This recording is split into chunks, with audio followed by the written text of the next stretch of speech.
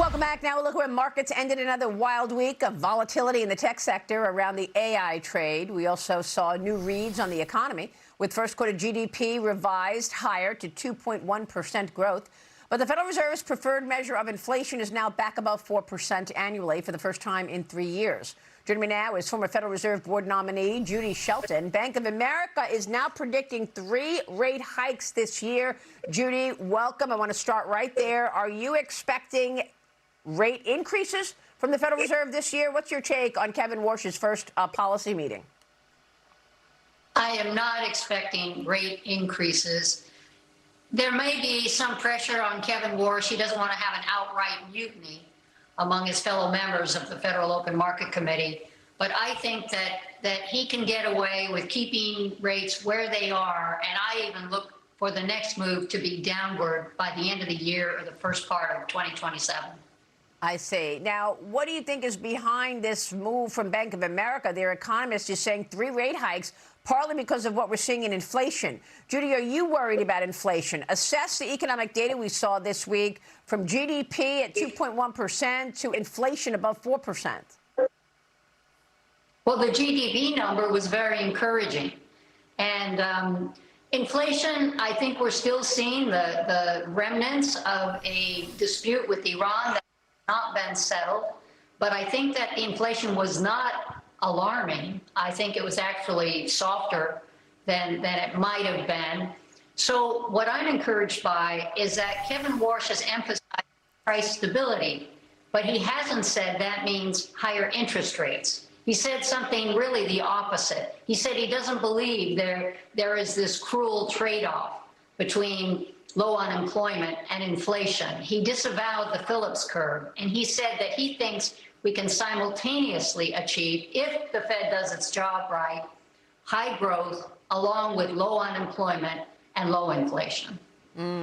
Okay, so the economy is doing real well despite this war in Iran, and you've got oil prices having come down this week. What's your take on the price of oil? Do you agree with the president that this continues lower? I absolutely do. And I think he's making good progress. It's frustrating that we see these reversals, but notice the market is not really getting thrown like it might have been. We saw this attack by Iran, but the market seems to be saying as long as the energy prices are basically coming down because more energy is flowing through the Hormuz Strait, then we're comfortable. And I think they are looking at how does the Fed interpret this, even though Kevin Warsh has said the Fed should be looking to market signals and not defining how the market responds to these events. But the point is, if we can resolve this situation, and we are making progress, then I think that pressure on energy prices will be dissipated. And then that takes a lot of the pressure off of the CPI or the PCE, what the Fed looks at. And all of that means there should be less of an incentive among Fed members to raise interest rates. Let me get your take on what we heard from Scott Bessent this week. The Treasury Secretary spoke at the New York Economic Club and basically laid out the framework of the economic policy out of this administration, leading with what he called capacity and the need to not rely on outsiders for the most critical items in America, like prescription drugs or semiconductors, and have the supply chains in America. What did you make of the Secretary's speech? I thought it was a brilliant speech, and I think that he is echoing the leadership of President Trump, and he's pointing out that democratic capitalism has worked very well for this nation, and we are doing so much better than other countries. And maybe as a result of our success, we've been generous to a fault. And now he's saying we cannot just sit back on our laurels and just be consumers. We have to be producers, and that's a matter of preserving our national sovereignty.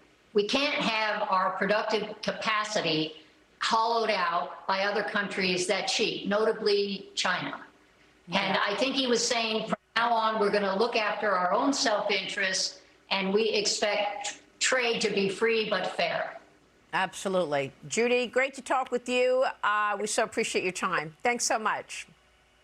My pleasure, Maria. We'll see you soon. Judy Shelton joining us. Coming